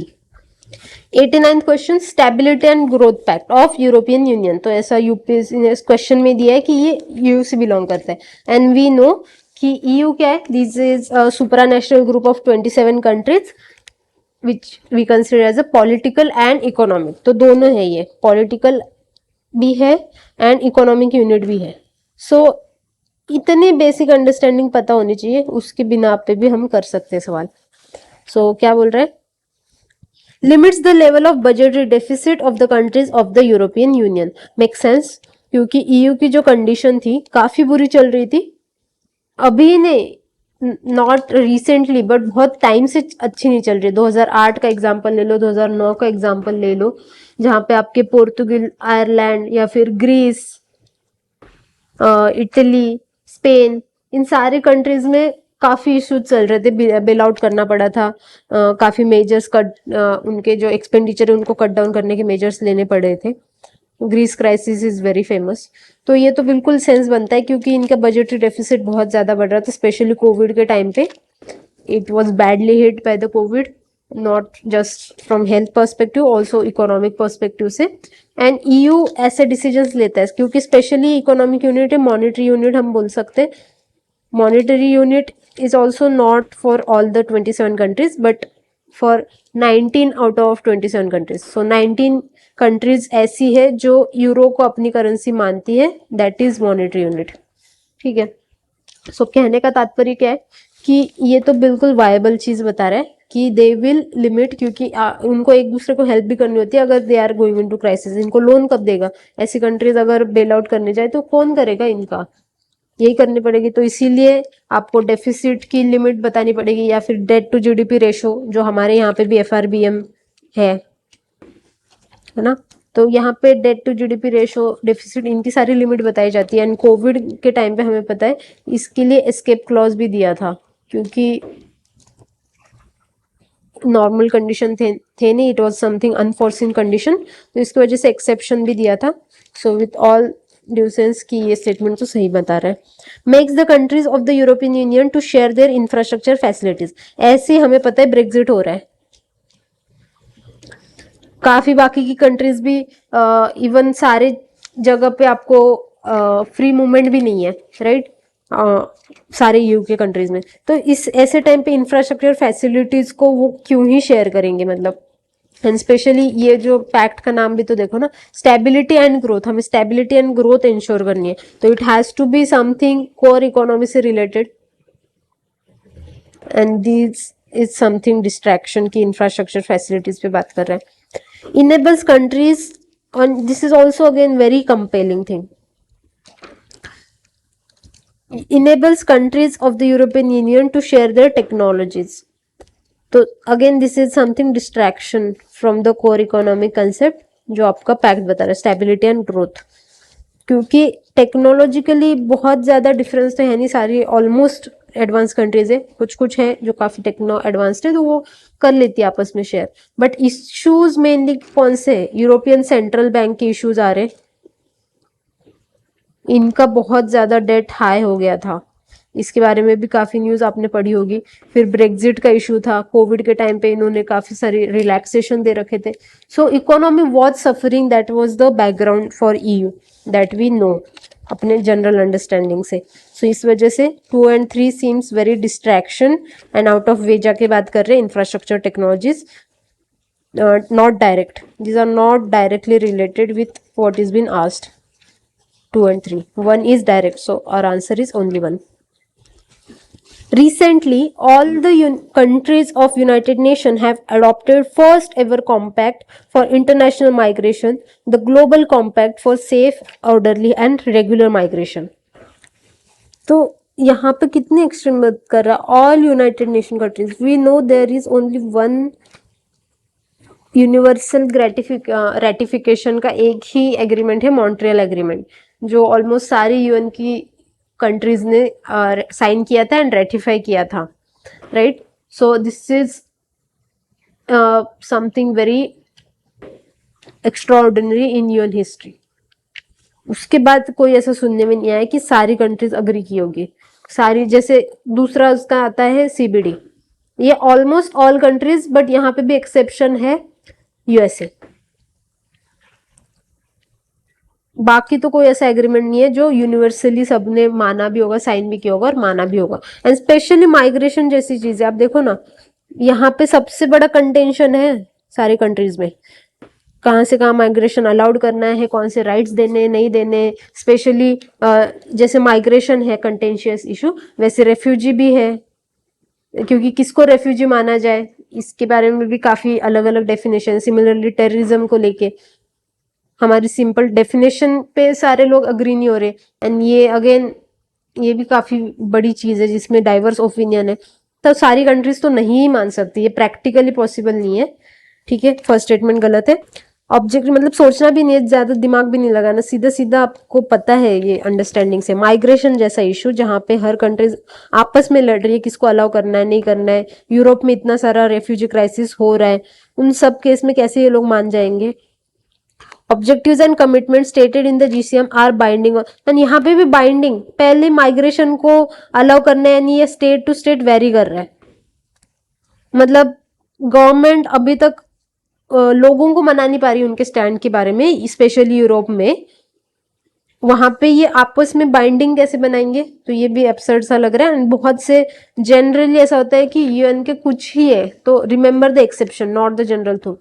जो भी एक्सेप्शन वाले एग्रीमेंट है जो बाइंडिंग है उन्हीं को याद रखना। काफी हाथों की उंगलियों पे आप गिन सकते हो उतने बाइंडिंग एग्रीमेंट है, उतना ही आपको याद रखना है। अगर ऐसा कोई नया बताता है तो सीधा कट करना है इसको, ठीक है। GCM addresses internal migration or internally displaced people also in the on its objectives and commitments। Against ये क्या बोल रहा है, इंटरनल अफेयर पे कोई क्यों बात करने देगा, मतलब वो भी उसके लिए भी साइन कर रहे हैं global pact which is binding, and they are allowing कि आप हमारे इंटरनल अफेयर्स में भी बात करो, ठीक है। जैसे रोहिंग्या का क्राइसिस हमारे इंडिया में हो रहा है, तो इसके ऊपर हम अग्री कर जाएंगे कि वो लोग जैसा बोल रहे हैं माइग्रेशन से रिलेटेड जो रूल है वो हम यहाँ पे भी फॉलो करेंगे। ऐसा तो होगा ही नहीं, सॉवरेनिटी के खिलाफ है ये, इंटरनल अफेयर्स में आप बाइंडिंग करा रहे हो। सो इस वजह से answer is your none. But आप थोड़ी इन्फॉर्मेशन जरूर देख लीजिए। सो आपका ये जो पैक्ट है ये 2018 में साइन किया था, एंड काफी जेनरिक से इसके ऑब्जेक्टिव है, जैसे कंट्रीज के बीच कोऑपरेशन इंश्योर करना, sustainable development, rule of law ensure करना माइग्रेशन के टाइम पे, एंड इनके जो क्राइसिस है रेफ्यूजी क्राइसिस इसको पीपल सेंट्रिक अप्रोच से सॉल्व करना, या ह्यूमन राइट्स को एट सेंटर रखना। ये सारे जनरल ऑब्जेक्टिव्स हैं इस पैक्ट के। सो बहुत सी कंट्रीज ने साइन किया था, एक्सेप्शंस भी है जैसे यूएसए, बट रेटिफाई बहुत कम कंट्रीज ने किया है। साइन भले ही किया बट रेटिफाई नहीं किया। देयर आर ओनली 164 कंट्रीज जिन्होंने इस पैक्ट को रेटिफाई किया and this is not binding. Next सवाल होमगार्ड के लिए, तीनों स्टेटमेंट्स देख लेते हैं। Home guards are raised under home guards act and rules of central government. Rule of the Home Guards is to serve as an auxiliary force to the police in maintenance of internal security. Third statement क्या बोल रहा है, to prevent infiltration on the international border or coastal areas, the border wing Home Guards battalions have been raised in some states. ठीक है। So यहाँ पे पहला thumb rule हमें क्या फॉलो करना है कि to find out which statements are in sync। यहाँ पे फर्स्ट स्टेटमेंट में बात कर रहे हैं कि ये सेंट्रल गवर्नमेंट डिसाइड कर रहा है। सेकेंड स्टेटमेंट में पुलिस जो है क्या है, आपका स्टेट सब्जेक्ट है। अगर कोई फोर्स इन्हीं को सप्लीमेंट्री जैसे काम कर रही है तो वो भी स्टेट सब्जेक्ट का ही पार्ट तो होंगी, सेंट्रल कैसे होगी, तो दिस आर अगेन कॉन्ट्राडिक्टरी। एक बोल रहा है सेंटर, एक बोल रहा है स्टेट। थर्ड क्या बोल रहा है कि ये इन्फिल्ट्रेशन रोकने के लिए ये सब बनाएंगे, बट काफी सारे सम स्टेट ने बनाई है। व्हाट डज दिस सिग्निफाई, अगर सेंटर ने बनाया होगा तो सबके लिए यूनिफॉर्मली एप्लीकेबल होगा ना, स्पेशली ऐसी फोर्स जो असिस्ट कर रही हो। There are exceptions like APSPA act, वो कुछ ही कंट्री, वो कुछ ही स्टेट्स में एप्लीकेबल है, but that are also there are reasons कि उसका क्यों हम उसके जो स्पेशल राइट्स है वो भी आर्म फोर्सेस को दिए जाते हैं, उसके लिए स्पेशल कंडीशन जरूरी है, इसलिए वो यूनिफॉर्मली एप्लीकेबल नहीं है। But this is something institutions, यहाँ पे आपको इंस्टीट्यूशन खड़ा कर रहे हो तो वो सम स्टेट में अप्लाई कर रहे हैं कि इसका मतलब क्या है, स्टेट विल डिसाइड कि हमें करना है या नहीं करना है, यही प्रतीत हो रहा है, राइट।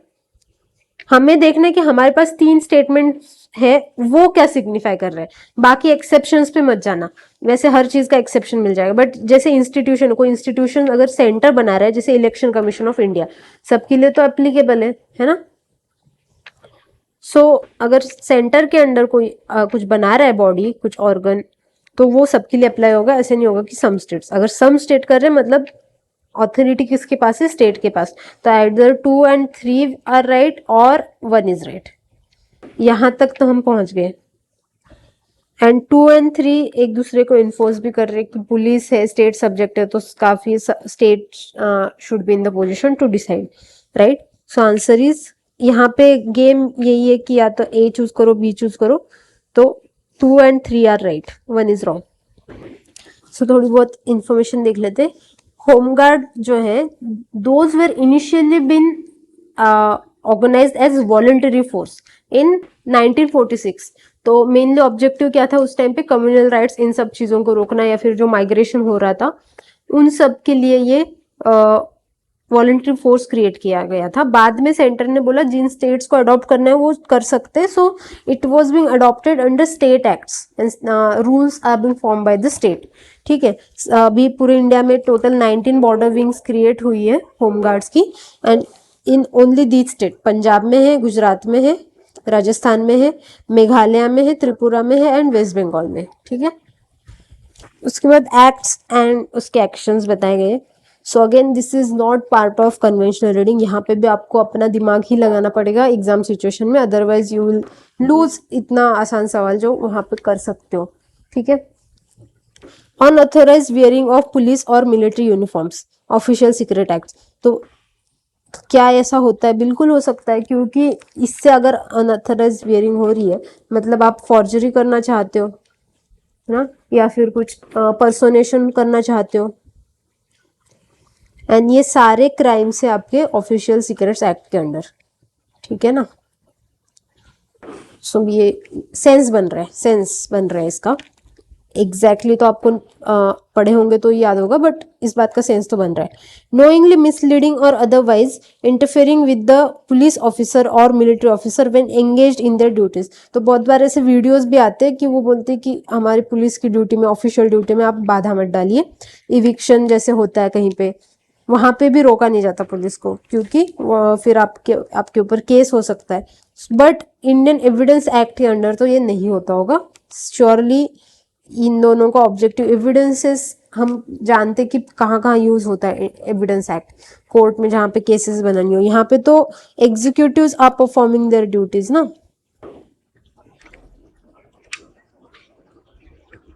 सो इसमें एविडेंस की कहाँ कुछ बात आ गई? अगर ये बोलता कि एविडेंस के मामले में वो कुछ फॉर्जरी कर रहा है तो बात होती। यहाँ पे वो ऑफिशियल ऑफिसर जो है वो बस अपनी ड्यूटी निभा रहा है ना।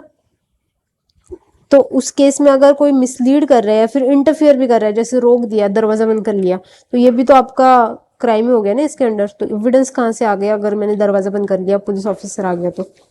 Does not make sense. Third क्या बोल रहा है? Celebratory gun fire which can endanger the personal safety of other. बिल्कुल होता है, ये शादियों में बहुत होता है, स्पेशली नॉर्थ इंडिया में। एंड आर्म्स एक्ट में अमेंडमेंट किया था। देखो अभी कॉमन सी बात है कि पहले तो अलाउड था, बहुत शोर शराबा, कट्टा निकाला और फायरिंग शुरू कर दी। तो ये तो काफी कॉमन सा दिखने वाला ऑब्जर्वेशन था पहले, बट अभी इसके ऊपर रोक लगानी जरूरी होगी, क्योंकि बहुत से अनफोर्सिन ऐसी सिचुएशंस आ गई थी, तो इस वजह से अमेंडमेंट करना पड़ेगा। अगर आर्म्स एक्ट मतलब पहले बना है तो उसमें अमेंडमेंट करके ये प्रोविजन ऐड किया गया, एंड दिस वाज नेसेसरी।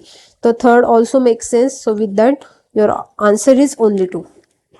मानते एग्जाम सिचुएशन में थोड़ा ये अनपट्टा, मतलब बिल्कुल कन्वेंशनल रीडिंग में क्या पूछने लग सकता है, बट थोड़ा भी आप शांति से कामली पढ़ो तो आपको चीजें खुद से सॉल्व करने मिल जाएगी।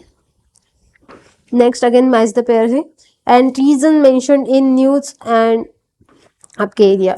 सो बहुत से रीजन आपके रिपीटेड है, जैसे ये प्रीवियस ईयर क्वेश्चन में भी आपको मिल जाएगा। And this was very much in news and we know this was related to Armenia versus Azerbaijan. ये तो हमें पता है, काफी न्यूज में था ये। तो ये यही चीज तो पढ़ोगे इन न्यूज, और क्या पढ़ोगे? तो सेकेंड तो गलत मैच किया है, मोजाम्बिक से कोई देना नहीं है। And also insurgency in Mozambique, कैसे मेडअप स्टेटमेंट बना दिया है। सेकेंड तो ऑब्वियसली गलत है। तो अगर ये इससे मैच कर रहा है मतलब ये इससे तो मैच नहीं कर रहा होगा, तो पहला भी गलत हो जाता है। फिर बचता है हमारा थर्ड। तो हमें ये तो बहुत सारा न्यूज में चलता था, खेरसन ये कहाँ पर है? यूक्रेन में। अगेन आपको ये भी देखना है कि न्यूज में कौन से चल रहे हैं। एक तो अफ्रीका है, या तो रशिया यूक्रेन है, यही दोनों में से कुछ होना चाहिए। इजराइल लेबनान ये तो कभी न्यूज में आए ही नहीं उस टाइम पे एज सच प्रोमिनेंट न्यूज में। छोटे मोटे इंसिडेंसेस हुए होंगे जैसे इंसर्जेंसी, ये छोटा मोटा इंसिडेंस है, कोई बड़ी बात नहीं है। But war is something very big. War Russia Ukraine, Russia ने कुछ कैप्चर कर लिया इनके टेरिटरीज, तो ये बड़ी न्यूज है। जैसे ये यहाँ पे वॉर हो रहा है, इंसर्जेंसी थोड़ी ना कोई बड़ी न्यूज है, तो ये तो बिल्कुल गलत है। अगेन देखो लैंग्वेज, देखो लैंग्वेज, लैंग्वेज से पूरा डिफरेंस बन रहा है, वॉर, इंसर्जेंसी एंड डिस्प्यूट।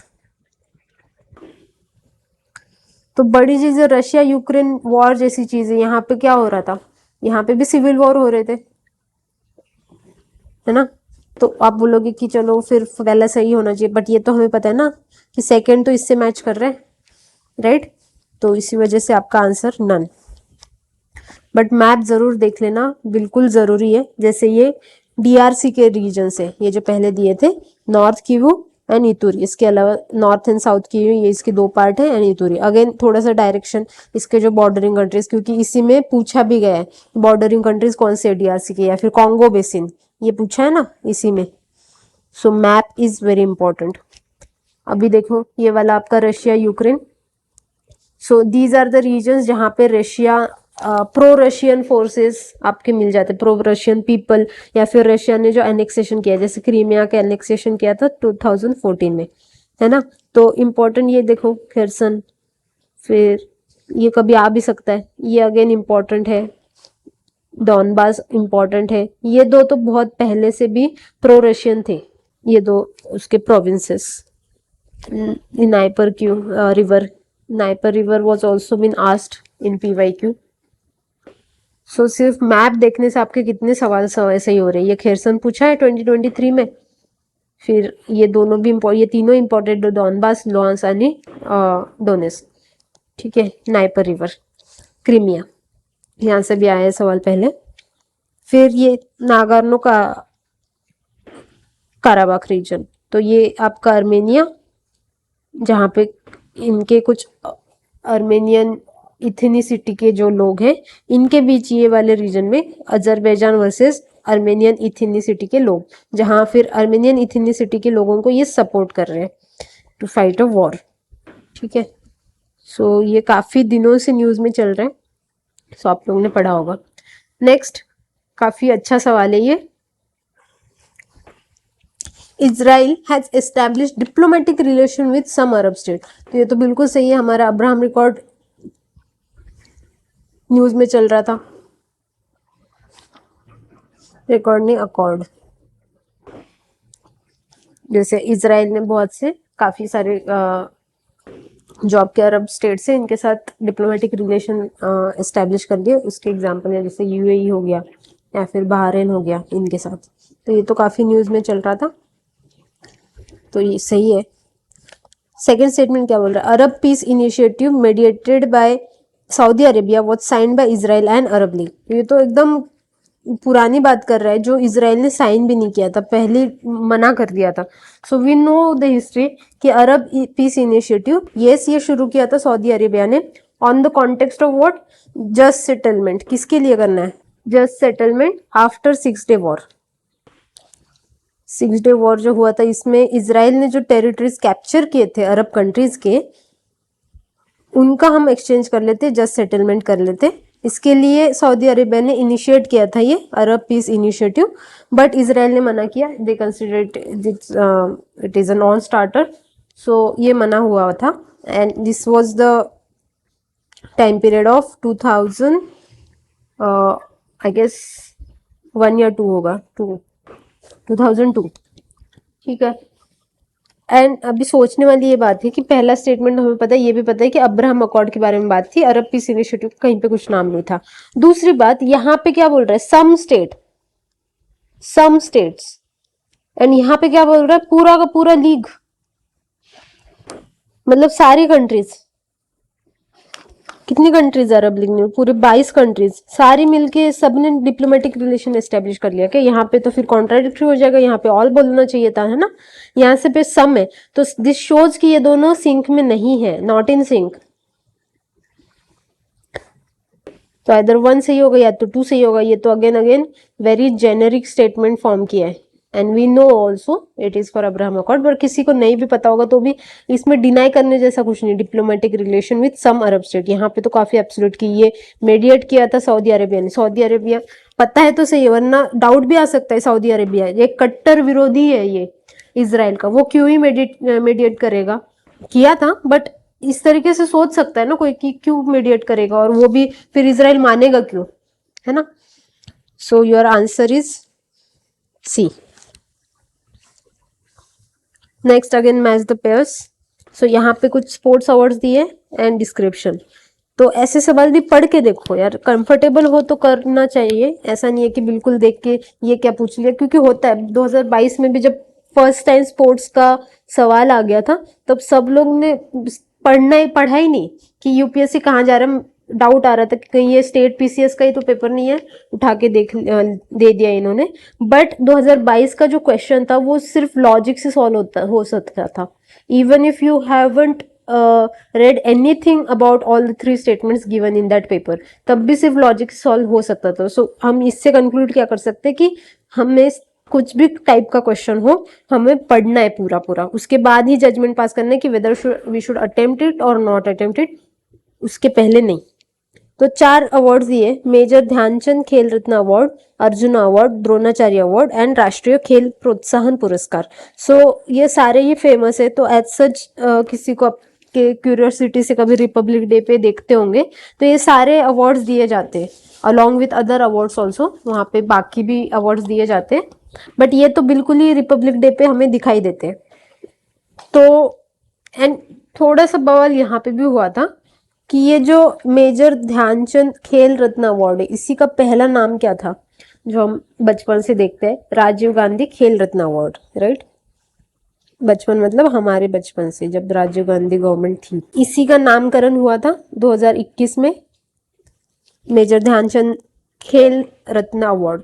अभी देखो यहाँ पे दोनों चीजें, एक तो है आपका ध्यानचंद अवार्ड, या फिर आप पूरा नाम लो मेजर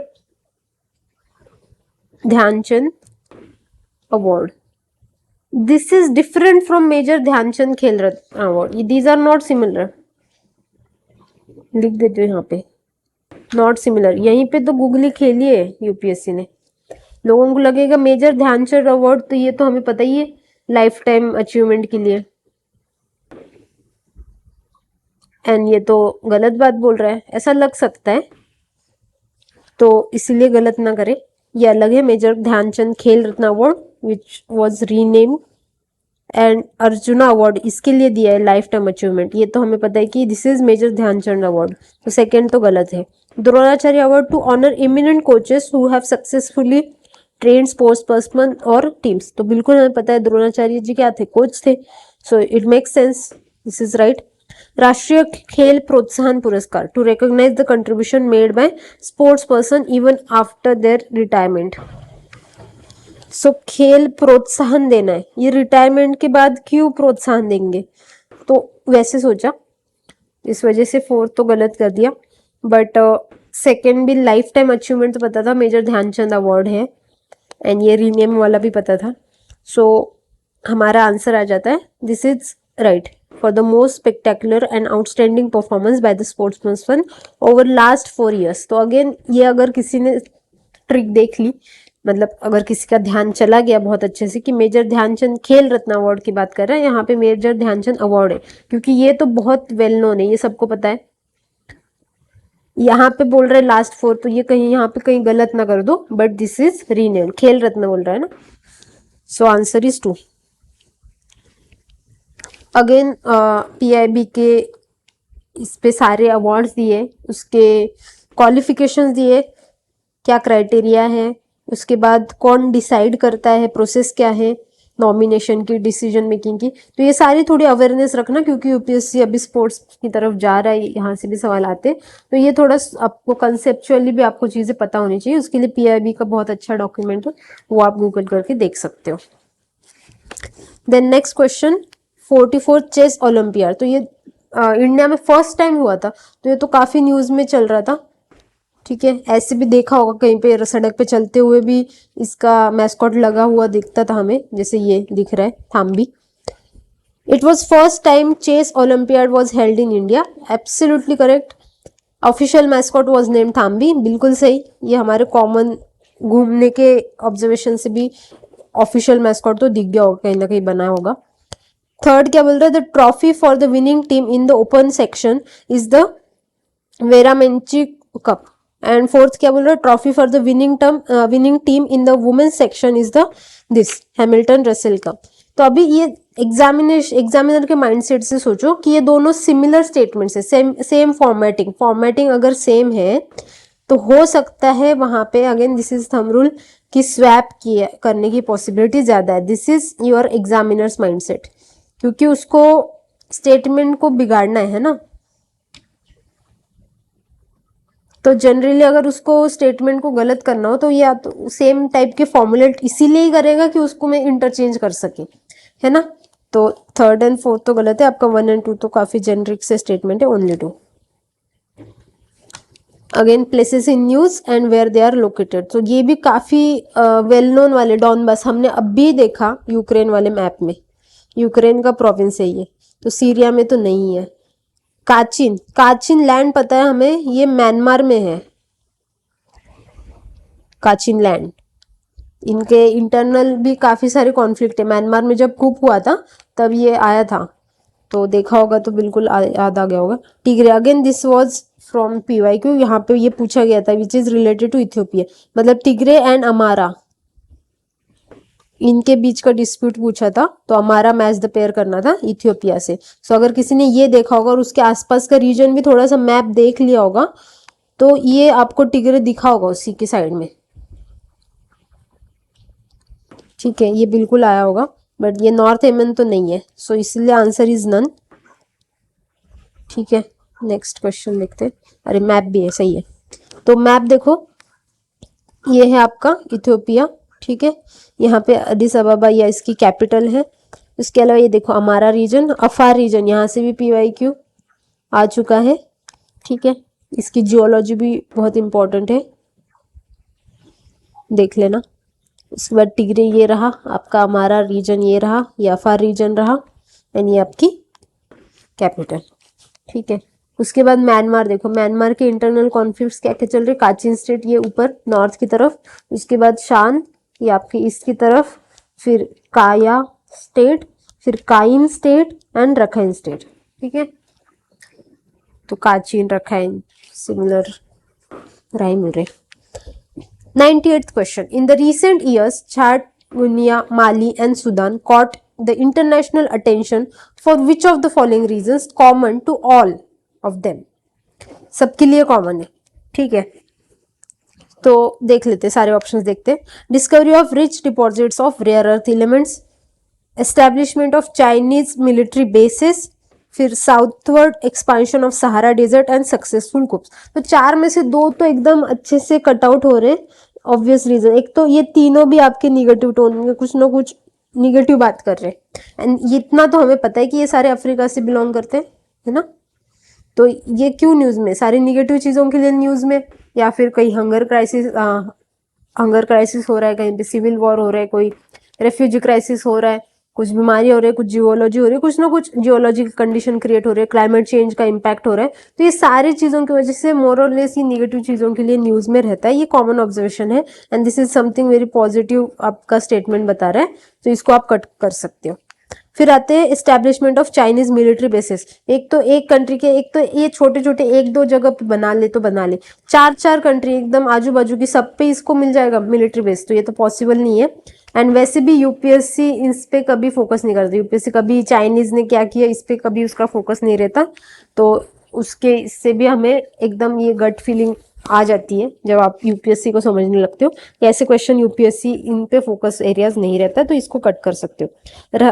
बचते आपके C&D, यहाँ पे काफी क्लोज कॉल हो सकता है क्योंकि सहारा डेजर्ट भी वैसी उसी एरिया में है, and it is also expanding, क्योंकि यहाँ पर है आपका साहिल रीजन, यहाँ पर है आपका सहारा डेजर्ट, तो ये थोड़ा सा नीचे इसका जा रहा है, चल रहा है, बट अगेन रिसेंट ईयर्स बोल रही है, ठीक है, मतलब हाल फिलहाल में ये जो एक्सपांशन है this is not like recent ना, ये तो स्लो प्रोसेस है, कब से चलती आ रही है, पूरे डेजर्ट शिफ्ट हो रहा है, तो ये तो स्लो प्रोसेस है, क्लाइमेट चेंज की वजह से भले थोड़ा एग्रीवेट हुआ होगा, बट एज सच ये रीसेंट ईयर में न्यूज में नहीं, काफी टाइम से, डिकेड्स के टाइम से ये न्यूज में चल रहा है, ठीक है। तो हमारा बचता ऑप्शन कौन सा है, डी, सक्सेसफुल कुप्स। एंड अगर किसी ने न्यूज़ पढ़े होंगे तो बहुत अच्छे से देखा होगा, 2020 से चल रहा है, ये रहा आपका माली, यहाँ पे भी हुआ था मिलिट्री कुप, सब जगह मिलिट्री कुप हुए। 2021 में देखो छड़ पे, फिर गुनिया पे, फिर आपका 2021 में यहाँ पे सुदान में भी, साउथ सुदान का इतना सारा रेफ्यूजी क्राइसिस आता था, फिर बुर्किना फासो 2022 में हुआ था ये, एंड उसके बाद आपका नाइजर में 2023 में। तो इसीलिए अफ्रीका का मैप पॉलिटिकल हो, फिजिकल हो, सारे टाइप के इकोनॉमिक हो, सारे टाइप के मैप बिल्कुल देखना ही देखना है, बहुत अच्छे से देखना है। यूपीएससी बहुत फोकस कर रहा है यहाँ पे। एंड अभी का इजराइल, अभी मैंने फिर से बता रही हूँ, इजराइल पैलेस्टीन, उसके सारे बॉर्डर एरिया सारा देख लो, फिजिकल पॉलिटिकल दोनों दोनों मैप देखने। एंड उसके अलावा रशिया यूक्रेन, ठीक है, दोनों political as well as physical. तो ये हमें Israel Palestine, Russia Ukraine and Africa, ये तीनों के बारे में तो पूरा डिटेल में देखना ही है, फिजिकल एंड पॉलिटिकल, ठीक है। नेक्स्ट क्वेश्चन देखते हैं। Green hydrogen is expected to play significant role in decarbonising how many of the above industries. तो यहाँ पे तो ज्यादा दिमाग लगाना ही नहीं है, सिंपल एंड डायरेक्ट रखना है चीजों को, सिंपल एंड डायरेक्ट, तभी, वरना इस चीज में ज्यादा सोचोगे कॉम्प्लिकेट कर दोगे चीजें। एक्सपेक्टेड बोल रहा है मतलब क्या है, वाइडर पॉसिबिलिटीज पे जाओ ना, जितना सारा हो सकता है चेक ही तो करना है, होता है या नहीं होता, ये थोड़ी बता रहा है कि इससे हो ही रहा है। एक्सपेक्टेड टू प्ले, क्योंकि अभी तक टेक्नोलॉजी इवॉल्विंग है, तो यहाँ पे जो भी नई चीजें बता रही है, अगर एक मैं थंब रूल दे रही हूँ, नई टेक्नोलॉजी के यूजेस के बारे में कुछ भी अगर चीज आ रही है तो this is something evolving concept. आप आगे जाके 2 साल बाद वो पाओगे कि ये हो भी रहा है, which could have denied 2 years earlier, ठीक है। तो ये जैसे भी नई टेक्नोलॉजी, न्यू एज टेक्नोलॉजी जो एक्सप्लोरेशन स्टेज में, वहां पे आपके अगर यूजेस पूछे जाए तो try to go with as many possible options as you have, try to have wider interpretation with respect to uses of such technologies। तो यहाँ पे undoubtedly मैं सब पे all 3 जाऊंगी। G20 again was very very very very very in news। G20 आपके prelims में सब में आपने रट लिया होगा सारी चीजें, क्योंकि India was the president and new Delhi में हुई थी ये 18th समिट G20 की, न्यू दिल्ली ने होस्ट किया था। तो ये तो हमें पूरा उसका सारा ABCD पता है। देख लेते statement. The G20 group was originally established as a platform for the finance ministers and central bank governors to discuss international economic financial issues. Absolutely correct. कब हुआ था? 1999 में। आपकी 19 कंट्रीज प्लस यूरोपियन यूनियन, ये बना के 20 कंट्रीज बन गए थे, है ना। Digital public infrastructure is one of the India G20 priorities. Very generic statement, इसको निगेट करने जैसा कुछ बनता ही नहीं है। So answer is C, both 1 and 2। इसके अलावा 18 समिट के बारे में से तो आपको सारा ही पता होगा। ऑल्सो नो अबाउट 19 समिट जो हुई थी, कहाँ हुई थी, किसने होस्ट किया था, प्रेसिडेंट कौन था, क्या था, सब कुछ। उसके अलावा G20 के कुछ चीजें हमें तो पता है। पॉपुलेशन कितना शेयर है G20 की कंट्रीज का पॉपुलेशन में, इट इज 2/3। उसके बाद most importantly GDP is 85% of the world GDP G20 के पास है। एंड उसके बाद आपका आता है trade, which is also very high, 75% of the trade is taken over by the G20 countries. तो ये कुछ छोटी मोटी इंफॉर्मेशन है। So with this we have completed all 100 questions। I hope you all had good experience। जो हमने 100 questions discuss किए, आपके कुछ लर्निंग्स हुए रहेंगे, दैट इज व्हाट इम्पोर्टेंट। यहाँ पे कोई भी एंटरटेनमेंट पर्पज नहीं है, बट आपको लर्निंग्स होने चाहिए। थंब रूल्स जो मैं हाईलाइट कर रही हूँ, या फिर इंपॉर्टेंट थीम्स, किस तरीके से यूपीएससी का माइंडसेट पढ़ना है, ये चीज आपको खुद से इंटरनलाइज करनी है। And I am here to make you self sufficient, I am not here to make you dependent on me. But इसके लिए आपको क्या करना पड़ेगा, सारे पेपर 2023 से लेके 2000 तक के, मतलब ठीक है पॉसिबल है कुछ लोग 2013 पे अटक जाए क्योंकि यहाँ से पैटर्न चेंज किया था, बट ये 10 साल के भी काफी है। खुद से पहले सॉल्व करें और उसके बाद ही वीडियो देखें, तभी आपको इंटरनलाइज होगा। क्योंकि देखो 2-3 चीजें, एक तो आपके होते हैं फैक्ट्स, फिगर एंड डेटा। जो इन्फॉर्मेशन जरूरी है, बट ये क्या है, आपका डेटा है, डेटा चीज, इसमें सारी चीजें आती। इसको जब आप इंटरलिंक करोगे, that becomes your information. And इसका जब आप एप्लीकेशन करोगे that will become your wise approach, right. तो हमें ये चीज करनी है। ये आपकी फर्स्ट स्टेज है जो आप नॉलेज से चीजें डिस्कवर करोगे, फर्स्ट स्टेज पे रहोगे, जो मॉक टेस्ट में आपका अप्रोच रहता है जनरली। सेकेंड स्टेज है आपकी इंटरलिंकेज। तो यहाँ पे भले एग्जैक्ट एब्सोल्यूट नॉलेज नहीं है, बट आजू बाजू के पेरिफेरल चीजों को मैं लिंक कर पा रहा हूँ, एसोसिएटेड चीजों को लिंक कर रहा हूँ। जैसे अगर ज्योग्राफी का क्वेश्चन है तो मैं इसमें इकोनॉमी की कंसेप्ट भी यूज करूंगा, जियोलॉजी भी कंसेप्ट यूज करूंगा, या फिर इन्वायरमेंट का भी नॉलेज अप्लाई करूंगा। तो जितना इंटरलिंकेज मैं कर पा रहा हूँ, हिस्ट्री का भी देखूंगा, कोई हिस्टोरिकल एस्पेक्ट क्या मुझे इसमें समझ में आ रहा है, वेदर इट मेक सेंस और नॉट, तो ये सारा इंटरलिंकेज करूंगा, तब जाके मेरा एग्जैक्ट क्वेश्चन का नॉलेज आएगा। अदरवाइज सिर्फ इस स्टेज पे अटकोगे। मोस्ट ऑफ द बच्चे जो कट ऑफ क्लियर नहीं कर पा रहे वो इस फर्स्ट स्टेज पे अटके। नॉलेज के थ्रू पहला उनका अप्रोच रहता है कि मैंने कहाँ पढ़ा है उससे सोचो। आगे सेकेंड स्टेज है यहाँ पे जो एट द बॉर्डर रहते हैं, जिनका स्कोर बस जो आपकी कट ऑफ है उसके +-2 होता है या फिर 5 होता है। ठीक है, हमारा अल्टीमेट टारगेट क्या है? 120+, जो हमारा फॉरेस्ट के लिए क्लियर करना है। ये हमारा अप्रोच है, ये हमारा टारगेट है। इसके लिए आपको चीजें इंटरनलाइज करनी पड़ेगी, एंड ये तभी होगा कि आपको बार बार प्रैक्टिस करेंगे वही चीजें। एक बार मैंने बता दिया, उसके बाद फिर से खुद से देखना है कि क्या चीजें मैं खुद से सोच पा रहा हूँ, या फिर इवन ऐसा भी नहीं कि मैं जो बता रही हूँ वही चीजें आप सोच पाओ। आपके पास कुछ अच्छी इनोवेटिव चीजें भी हो सकती है अप्लाई करने के लिए। मेरा पर्पज यही है कि उसी को ट्रिगर करना है। जो आपके दिमाग में इतना सारा इनोवेशन है ना, उसको अप्लाई करना सीखो। Common sense, street smartness, logic, your reasonability, rationality, इन सारी चीजों को मिला के आंसर सॉल्व करो, and not only just not depend only on the knowledge. ठीक है। Zest IAS, nurturing minds.